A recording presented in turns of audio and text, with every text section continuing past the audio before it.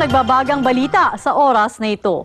Ipinagpaliban muna ng Makati RTC ang pagbaba ng hatol sa mga militar na akusado sa Oakwood Mutiny noong 2003. Naroon ngayon si George Carino live. George.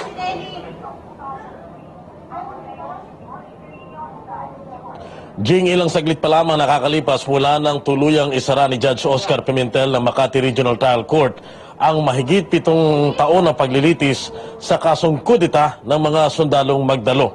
Pinagbigyan nitong si Judge Pimentel ang naunang mosyon na inihain ito si Attorney Rinaldo Robles na humihiling na ipagpaliban o ikansila itong promulgasyon ng kasong kudeta.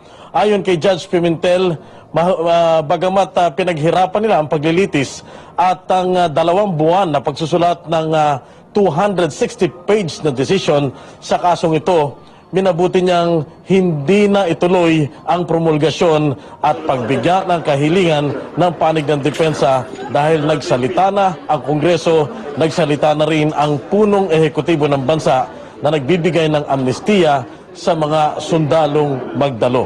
Gayunman, ilalabas ang formal na kautusan ni Judge Pimentel 10 araw mula ngayon at kung ang mga sundalong magdalo, sino man sa kanila ay hihingi ng amnestiya, ito ay mabibigyan ng kautusan.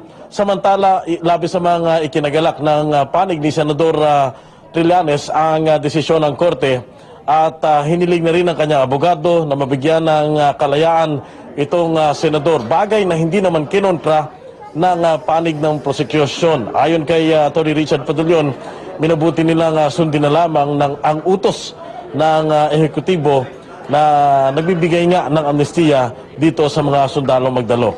Sa kasalukuyan, isang pulong balitaan ang nagaganap.